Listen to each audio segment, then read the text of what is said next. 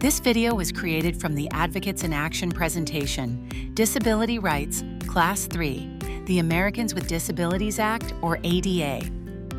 It includes 13 slides and runs for 16 minutes. Slide 1, Disability History Highlights Part 3, the Americans with Disabilities Act. Created by Advocates in Action, Rhode Island. Slide 2, the Rehabilitation Act of 1973, Section 504. No disability discrimination funding when using federal funding. The image on this slide is a photograph of people with disabilities protesting to support Section 504. In our last class, we talked about the Rehab Act of 1973 and the historic sit-ins that people organized that led to the enforcement of Section 504. Section 504 is a milestone in the disability rights movement because it made it illegal for anyone who receives federal funding to discriminate against people with disabilities. As we mentioned last time, one of the most important outcomes of this law is that it meant public buildings and any other project or structure that received public funding, such as roads, libraries, schools, and voting places, had to be accessible. To this date, the 1977 sit-ins were the longest occupation of a federal building by a group of protesters in U.S. history. That's impressive. The protesters showed how people who organize and stand up for something they believe in can make a difference. Today we're going to talk about the Americans with Disabilities Act, or ADA. While Section 504 made it illegal for the federal government and those who receive federal funding to discriminate against people with disabilities, the ADA took this even further by making disability discrimination illegal for private businesses too. Unfortunately, just like the struggle to pass Section 504, people with disabilities had to overcome many obstacles before the ADA became law. Today we'll take a brief look about how they finally succeeded and how, as with Section 504, it took the action of people with disabilities and their allies to get the ADA across to the finish line. Slide 3, the importance of solidarity. The image on this screen is a photo of 4 people holding each other's hands in a circle. Before we talk about the ADA, let's stop for a quick look at the word solidarity. Solidarity means the unity and support that people have for each other as part of the same group. Here's an analogy to help you understand the idea of solidarity. An analogy is a comparison between 2 different things to explain a complex or unfamiliar concept by looking at similarities. For this analogy, think about a ream of paper. A ream is 500 sheets of paper that's the same size and weight. Imagine how easy it is to rip one piece of paper. Now imagine trying to rip a small stack of pages from the ream, and notice how it gets a bit harder to do. Now imagine trying to rip all 500 pieces of paper at once. Unless you're Superman or the Incredible Hulk, most people won't be able to rip it. This is a good illustration of what solidarity means because when one person speaks, it isn't always easy to hear them. But when a lot of people speak, it's hard to ignore them. People speaking together in solidarity is why the disability rights movement has been so successful. Slide 4, Disability Activism and the Capitol Crawl. This slide shows a 3.5-minute video about the Capitol Crawl, which took place on March 12, 1990. You can watch this video on our class page. As it says in the video, members of the disability rights movement had been working for decades before they finally brought a landmark piece of legislation like the ADA before Congress. While the Senate passed it in September 1989, it soon stalled in the House. Rather than waiting around for another few decades, disability advocates decided to protest by marching down Capitol Hill and climbing the 83 steps of the U.S. Capitol.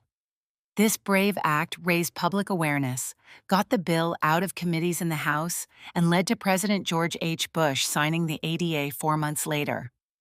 The Capitol Crawl was a powerful act of solidarity. Slide 5, the Americans with Disabilities Act, July 26, 1990. The image on this screen is a photo of President George H.W. Bush signing the ADA as 4 people with different disabilities watch. President Bush was surrounded by the following famous disability rights advocates when he signed the ADA: Evan Kemp, seated on the left. Mr. Kemp was chair of the U.S. Equal Employment Opportunity Commission, or EOCC. Prior to becoming chair, he had already worked for 2 previous administrations. After his time in government, Mr. Kemp went on to help found the largest home health equipment company in the United States. He said the reason the company was so successful is because it involved people with disabilities in every aspect, from designing to manufacturing to marketing. Reverend Harold Wilkie, standing on the left. Reverend Wilkie was instrumental in founding the National Organization on Disability. Although he was born without arms, it never stopped him from living a full and active life. Here's one anecdote we love to share. After President Bush signed the ADA, he handed his commemorative pen to Reverend Wilkie, who famously accepted it using his toes. Sandra Swift Perino, standing on the right. Mrs. Perino was the chair of the National Council on Disability. She suffered a stroke that left her paralyzed on her left side after giving birth when she was young. Rather than giving up to the despair that came with such a staggering life change, she dove into the disability rights movement and was often referred to as a watchdog for the disabled. Justin Dart, seated on the right.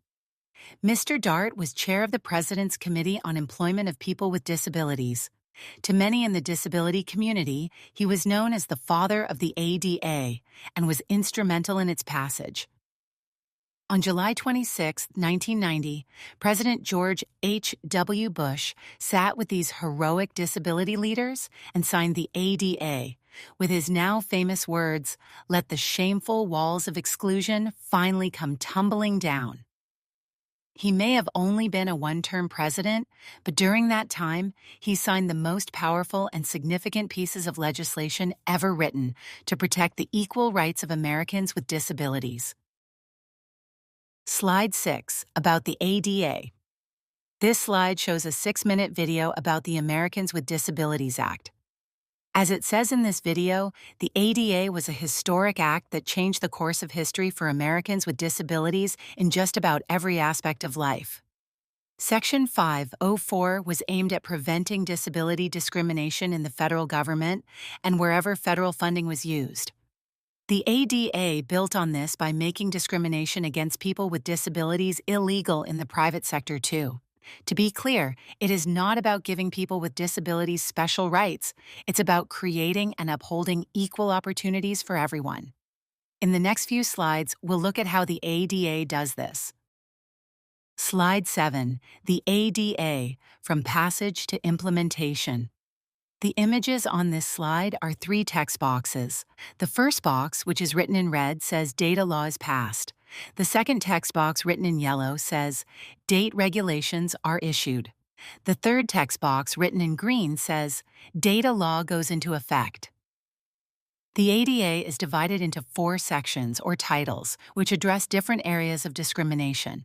While President Bush signed the ADA into law in 1990, it took several years for the different titles to become effective. The effective date of a law is the time when the government begins to enforce it. The effective date almost always comes after the time an act is signed because the government needs time to write the regulations about how to enforce it. Fortunately, Congress issued regulations for all 4 ADA titles in 1991. As we'll see in the next few slides, their effective dates came relatively soon after that. Slide 8, Title I of the ADA, Employment. The image on this slide is a photo of person who uses a wheelchair working at a computer. Title I became effective for business with more than 25 employees in 1992, and for businesses with more than 15 employees in 1994. Title I says a business can't discriminate against current or potential employees because they have a disability. Instead, they must provide reasonable accommodations to make sure that people can apply for and do their jobs. A reasonable accommodation is any change to a job, application process, or work environment that enables a qualified person with a disability to perform their essential job duties. It is not a special accommodation. It's called a reasonable accommodation because the adjustments an employer makes must provide equal opportunity without creating an undue hardship for the business. An undue hardship is something that would cause a business significant difficulty or expense. These are decided on a case-by-case basis. An example of undue hardship is if an employee of a small business that has a limited budget asks it to install a commercial elevator. Likewise, if an employee who has migraines asks their employer to remove all the fluorescent bulbs or to keep the lights turned down, it could also be considered an undue hardship for the business, especially if other employees need the lights to do their job. On the other hand, here are a few examples of reasonable accommodations. Schedule changes such as part-time hours, adjusted start or end times, or medical leave so an employee can receive treatments related to their disability. Physical adaptations, such as accessible workspaces, ergonomic furniture, and installing ramps. Technology and equipment such as screen readers, speech-to-text software, and amplified telephones. Slide 9, Title II of the ADA, State and Local Government. The image on this slide is a person who uses a wheelchair voting alongside other people. Title II became effective in 1992. Title II is about making sure that state and local governments are accessible to people with disabilities. While Section 504 covered federally funded programs and services, the ADA expanded this to state and local government. Accessible voting places are an example of Title II in everyday life. While local elections may not involve the federal government, they still need to make sure that everyone is able to cast their vote. Slide 10, Title III of the ADA, Places that are open to the public. The image on this screen is a photo of a man who uses a wheelchair shopping in a store, alongside a woman who doesn't. Title III became effective in 1992. Title III makes sure that businesses and other places that are open to the public are accessible for people with disabilities. For example, movie theaters need to have a certain number of accessible seats, and parking lots need to have one handicapped spot for every 25 parking spaces. Slide 11, Title III continued. There is no grandfather clause. The image on this screen is a photo of a man who uses a wheelchair shopping in a store alongside a woman who doesn't. There's also a cartoon character of a grandfather that fades out. Before we move on to Title IV, here's a question for you. Have you ever heard the phrase grandfathered when talking about the ADA and accessibility requirements for public buildings? Being grandfathered means letting individuals, businesses, or properties that existed before a law was enacted continue to operate under the old guidelines. Although many people believe that certain buildings, such as historic sites, don't need to follow Title III accessibility requirements, the ADA doesn't actually offer this type of exemption. The law explicitly states that discrimination includes failure to remove architectural barriers in existing facilities unless removing those barriers is not readily achievable.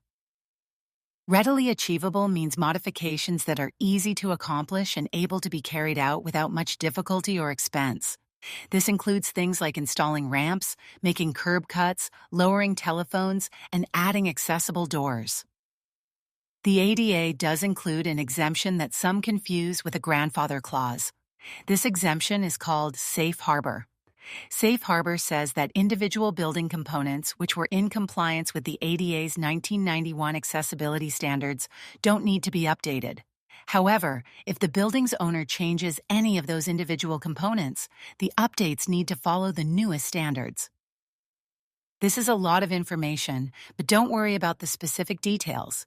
The main takeaway is that the ADA does not have a grandfather clause and does not exempt entire buildings from the need to be accessible. It doesn't matter when it was built, whether it was constructed in 1776 or 2026. If a building serves the public, it must comply with current accessibility standards.